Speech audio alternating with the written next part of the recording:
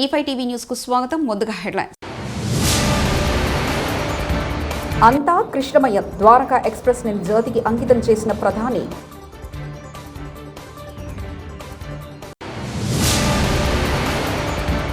నిమ్మల కుమార్తె నిశ్చితార్థ వేడుకకు హాజరైన మంత్రి నారా లోకేష్.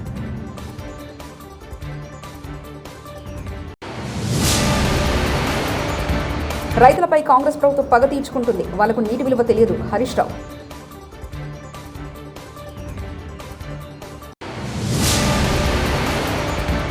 నాగార్జున సాగర్ వద్ద పాలనురుగులా ఉప్పొంగి ప్రవహిస్తున్న కృష్ణమ్మ.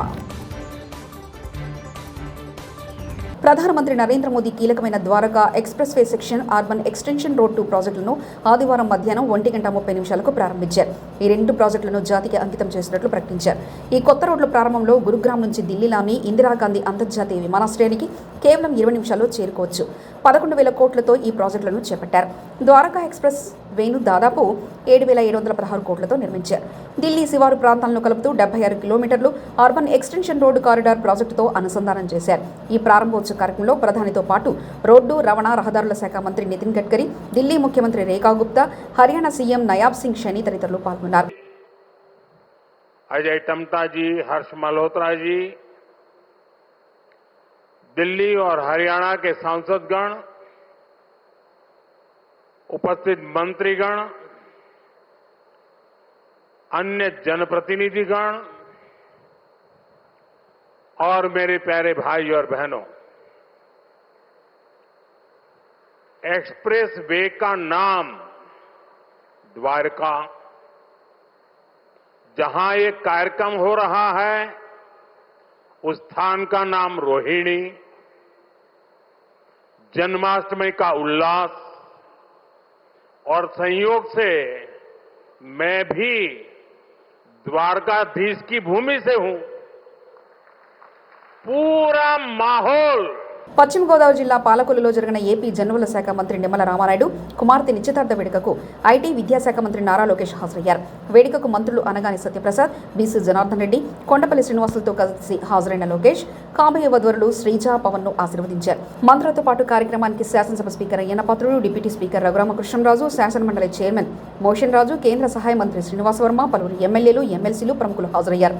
అంతకుముందు జిల్లా పర్యటనకు వచ్చిన మంత్రి లోకేష్ కు మంత్రి నిమ్మల ఆధ్వర్యంలో తెలుగుదేశం పార్టీ నాయకులు గజమాలతో ఘన స్వాగతం పలికారు.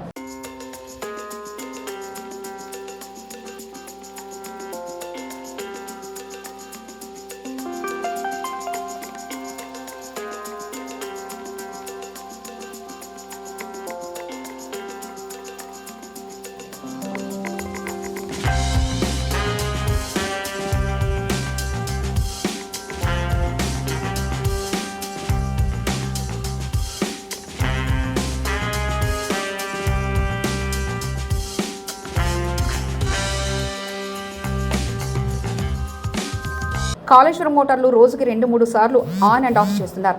ఇలా చేస్తే బేరింగ్లు దెబ్బతింటాయి. బేరింగ్లు దెబ్బతిని మోటార్ చెడిపోతే మళ్ళీ మమ్మల్ని బద్నాం చేయాలని కుట్ర చేస్తున్నారు. BHEL వాళ్ళు కూడా ప్రభుత్వాన్ని హెచ్చరించారు. మోటార్లు ఆన్ అండ్ ఆఫ్ చేస్తే దెబ్బతింటాయని. హరీష్ రావు. ఒక జిల్లాకు ఎంత కరెంటు సరఫరా అవుతుందో జిల్లా మొత్తం ప్రజలు వాడే కరెంటు ఒక మోటార్కి సమానం. వీళ్ళు ఏం చేస్తుండ్రు? ఆ మోటార్లను ఆన్ అండ్ ఆఫ్ చేస్తుండ్రు. ఆన్ అండ్ ఆఫ్ చేస్తే బేరింగులు దెబ్బతింటాయి. ఇవి అట్లా వీళ్ళు ఏం చేస్తుండ్రు? పొద్దున 7 గంటలకు స్టార్ట్ చేస్తుండ్రు, సాయంత్రం 5కి బంద్ పెడుతున్నారు మోటార్. పొద్దున 7కి స్టార్ట్ చేసి 5కి బంద్ పెడుతున్నారు. ఎందుకు? 5 తర్వాత కొంచెం కరెంట్ పీక్ లోడ్ ఉంటుంది, అందరం లైట్లు వేస్తాం, సాయంత్రం పూట ఇళ్లలో కరెంట్ వాడతారని ఇది బంద్ పెడుతుంది. మళ్ళీ పొద్దుగాల 7-8 గంటలకు మెల్లగా స్టార్ట్ చేస్తున్నారు. ఇట్లా రోజుకు 2 సార్లు ఆన్ అండ్ ఆఫ్ చేస్తే మోటార్ల బేరింగులు దెబ్బతింటాయి, మోటార్లు పనికి రాకుండా అవుతాయి. ఇంజనీరింగ్ నిపుణులను అడగండి, ఎక్స్పర్ట్స్ ని అడగండి. ఇప్పటికే BHEL మిమ్మల్ని హెచ్చరించింది. మోటార్లు సరఫరా చేసిన BHEL రాష్ట్ర ప్రభుత్వాన్ని హెచ్చరించింది. ఇట్లా మీరు మోటార్లు ఆన్ అండ్ ఆఫ్ చేస్తే ఇవి కాలిపోతాయి బిడ్డ అని మిమ్మల్ని హెచ్చరించింది. అంటే మీరు ఏంది మీ ఉద్దేశం? ఊకి ఆన్ అండ్ ఆఫ్ చేసి మోటార్ల బేరింగులు దెబ్బతిని మోటార్లు పనికి రాకుండా అయితే మళ్ళీ బదనాం ఎత్తేయాలని ఒక కుట్ర చేస్తా ఉన్నారు మీరు. BHEL మీకు చెప్పలేదా? మిమ్మల్ని హెచ్చరించలేదా? కాళేశ్వరం మోటార్లు ఎప్పుడైనా సరే ఫుల్ నడపాలి. ఏం చేస్తుంది ఇప్పుడు? నంది మేడారం పంప్ హౌస్ లో గానీ, గాయత్రి పంప్ హౌస్ లో గానీ ఆన్ అండ్ ఆఫ్ చేస్తుండ్రు. ఒకసారి ఉత్తమ్ కుమార్ రెడ్డి రేషన్ కార్డులు వంచడానికి చొప్పదండి పోయిండు. జనం తిరగబడతారు, నీళ్లున్నాయి, మోటార్లు ఎందుకు ఆన్ చేస్తలేవని పొద్దుగా ల్యాండ్ చేసిండ్రు. ఉత్తమ్ కుమార్ రెడ్డి హెలికాప్టర్ దిగి రేషన్ కార్డులు పంచి మళ్ళీ హెలికాప్టర్ ఎక్కగానే మోటార్లు బంద్ చేసిండ్రు. మొన్న ఓ రోజు కూడా మోటార్లు పొద్దుగా ల్యాండ్ చేశారు, సాయంత్రం బంద్ చేశారు. నిన్న మొన్న కూడా రెండు ఆన్ చేస్తుండ్రు, ఒకటి బంద్ చేస్తుండ్రు, ఒకటి ఆన్ చేస్తుండ్రు, రెండు బంద్ చేస్తుండ్రు. ఇదేంటి పిచ్చి పని? ఈ పద్ధతిలో మోటార్లు నడిపితే అవి కాళేశ్వరం మోటార్లు దెబ్బతింటాయి. మీ బిహెచ్ఎల్ వాళ్ళని అడగండి, ఎక్స్పర్ట్స్ని అడగండి, ఇంజనీరింగ్ నిపుణులను అడగండి. కంటిన్యూస్ గా మోటార్లు నడపాలి. ఎప్పుడైనా ఈ ఆన్ అండ్ ఆఫ్ పద్ధతుల్లో మీరు నడిపితే అనవసరంగా మోటార్లు కాలిపోతాయి, రాష్ట్రానికి రైతులకు నష్టం జరుగుతుందని ప్రభుత్వాన్ని హెచ్చరిస్తారు. వర్షం పడకుండా రేవంత్ రెడ్డి ఆపిండు. స్లాబ్ వేసుకోవాలి, వర్షం ఆపండి సార్ అంటే వర్షం పడకుండా రేవంత్ రెడ్డి ఆపేశాడు. అందశ్రీని ఒక్కడివేనా, సభకు వస్తే చాలా నాన్న 4 కోట్ల మంది వచ్చినట్లే శ్రీకృష్ణ తులాభారంతో తులసి పత్రం లాంటి వాడు రేవంత్ రెడ్డి. అందశ్రీ మా అమ్మ ఒకరి చేతికి నేపథ్యంగా కట్టుబడున్న నేపథ్యం ఎప్పుడు విముక్తం కలుగుతుందా అని కలగన్నప్పుడు నాకు రేవంత్ ఒక్కడే కనబడ్డాడు సార్. కనబడ్డ తడువుగా ఎన్ని విస్ఫోటనాలు సార్. ఆ పని నేను ఒక మనవి చేస్తాను సార్. ఎందుకంటే బరువైన మాటలు, ఒళ్ళంతా వణుకుతుంది నాకు. నిజంగా ముఖ్యమంత్రి హోదా నుంచి చూసినప్పుడు ఈ సభ చాలా చిన్న సభని అనుకుంటాను.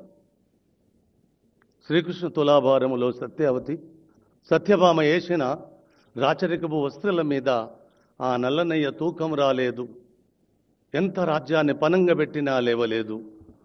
రుక్మిణి మాత చిన్న తులసి పత్రం వేస్తే లేచినట్టుగా ఇలా మా ముఖ్యమంత్రి తులసి పత్రంగా సభనంతా మీరు ఒక్కరు వస్తే చాలు కదా నాన్న, 4 కోట్ల మంది వచ్చినట్టు కదా, ఇక్కడ 4 ఉంటే నాకేం పోయింది. అన్నిటికంటే చిన్న వస్తువు చెప్పాలనో లేదో నాకు తెలియదు. వర్షాలు ఎంత బీభత్సాలను సృష్టిస్తున్నాయో మనం చూస్తూనే ఉన్నాం కదా. నిన్న స్లాబ్ వేయడానికి వర్షము కమ్ముకొచ్చి కారుమేపం స్లాబ్ ఆగేటట్టున్నది సార్. నేను మీ దర్శనంలో నేనేమడగలేదు, ఒక్కరోజు వర్షాన్ని పడనుండకుండా చేయగలరా సార్ అంటే ఒక్క సుక్క కూడా వర్షం పడలే. నిన్నగాక మొన్న ఏమి చెప్తారు? అందుకోసం అంతరికంటే ఆయన కోసం శ్రీరాముకు తెలుస్తుంది, మన శ్రీనివాసరాజుకు తెలుస్తుంది. నాది మధ్యతరగతి మనస్తత్వం అని రేవంత్ రెడ్డి అంటున్నాడు. ఎవరికి కావాలి మధ్యతరగతి మనస్తత్వం? నీ మనస్తత్వం ఏందో నీ బూట్లు, బెల్టులు, టీషర్ట్లు చూస్తే తెలుస్తుంది. ఇవన్నీ జనాలకు తెలియవు అనుకుంటున్నావా? ఎమ్మెల్సీ దాసు శ్రవణ్ కాలంలో నిర్మాణ రంగం భారతదేశంలోనే మిగతా మెట్రో నగరాల కంటే కూడా ఎందుకు అత్యంత అద్భుతంగా అభివృద్ధి చెందింది? రేవంత్ రెడ్డి వచ్చిన తర్వాత ఎందుకు ఈరోజు నిర్మాణ రంగం అంతా కూడా కుదేలైంది అని చెప్పని ఒక నిష్కర్షగా ఏ రకమైనటువంటి ఒక భేషజాలు లేకుండా ఈ ప్రశ్న గనక మనం వేసుకున్న సమాధానం కనబడుతుంది. వీటికి కారకుడు కేవలం రేవంత్ రెడ్డి. రేవంత్ రెడ్డి యొక్క సొమ్ము పురాణం, రేవంత్ రెడ్డికి ఉన్నటువంటి ఒక నెగటివిటీ, పాముకు కోరల్ల విషయం ఉంటే ఈయనకు నరనరాన విషయం, ఆ విషయమంతా తెలంగాణ సమాజం మీద చిమ్మినాడు. కేసీఆర్ అండ్ కేటీఆర్ గారి పైన చిమ్మేటువంటి ఒక ప్రయత్నం చేసినాడు. తదనంతరం జరిగినటువంటి ఒక పర్యవసానం పారిశ్రామిక రంగం, నిర్మాణ రంగం అయినటువంటిది మొత్తం కూడా కుదేలైనటువంటి ఒక పరిస్థితి. బ్రాండ్ హైదరాబాద్ అటు ఐటీ రంగంలో, ఫార్మా రంగంలో, రియల్ ఎస్టేట్ రంగంలో న్యూయార్క్, డల్లాస్కు ధీటుగా హైదరాబాద్ రంగాన్ని తీర్చిదిద్ది ఒక గ్లోబల్ డెస్టినేషన్ ఫర్ ఇన్వెస్ట్మెంట్స్ అని చెప్పని కేటీఆర్ గారి నేతృత్వంలో హైదరాబాద్ అభివృద్ధి చెందితే ఎందుకు ఇవాళ డిఫ్లేషన్ దిశగా ఇవాళ తెలంగాణ ఆర్థిక వ్యవస్థ దిగజారుతున్నదో రేవంత్ రెడ్డి సమాధానం చెప్పవలసిన అవసరం ఉంది. అది చెప్పాలా నిన్న మీటింగ్. నాగార్జున సాగర్ వద్ద కృష్ణమ్మ పాలనరులా ఉప్పొంగి ప్రవహిస్తుంది. భారీ వర్షాలు ఎగువ ప్రాంతం నుంచి వరద పోతెట్టడంతో సాగర్ జలాశయంలో నీటి మట్టం పెరుగుతుంది. దీంతో అధికారులు 20 క్రస్ట్ గ్రేట్లను పైకెత్తి నీటిని దిగువ విడుదల చేస్తున్నారు. శ్రీశైలం నుండి వరద చేరడంతో నాగార్జున సాగర్ నిండుకుండలా మారింది. సాగర్ నీటి మట్టం 590 అడుగులు కాగా ప్రస్తుతం 587.20 అడుగులకు నీరు చేరుకుంది. సాగర్ వద్ద ఉరకలేస్తున్న కృష్ణమ్మ పర్వలను చూసేందుకు పర్యాటకులు అధిక సంఖ్యలో తరలివస్తున్నారు.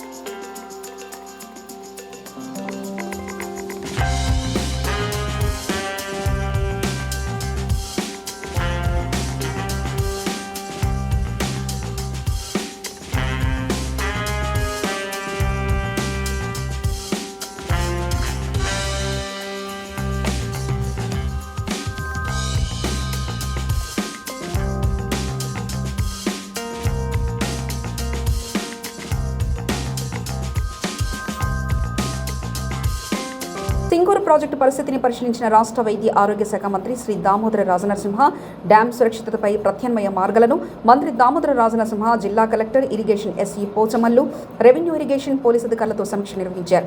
ఎగువ ప్రాంతం నుంచి వస్తున్న 31,968 క్యూసెక్ల వరద దృష్ట్యా సింగూరు ప్రాజెక్టు నుంచి దిగువకు 43,634 క్యూసెక్ల వరదను 5 గేట్ల ద్వారా విడుదల చేస్తున్నట్లు ఇరిగేషన్ అధికారులు మంత్రికి వివరించారు.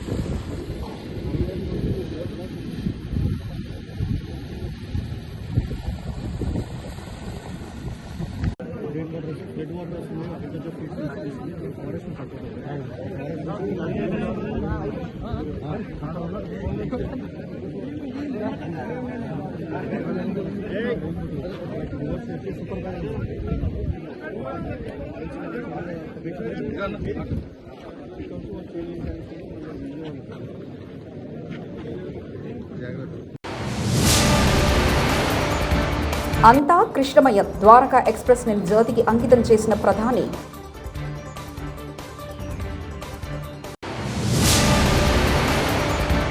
నిమ్మల కుమార్తె నిశ్చితార్థ వేడుకకు హాజరైన మంత్రి నారా లోకేష్.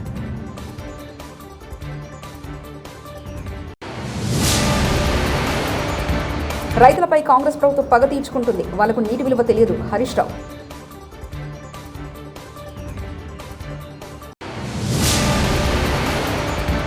నాగార్జున సాగర్ వద్ద పాలనురుగులా ఉప్పొంగి ప్రవహిస్తున్న కృష్ణమ్మ. ఇవి బులెటిన్ విశేషాలు. చూస్తూనే ఉండండి E5 టీవీ న్యూస్.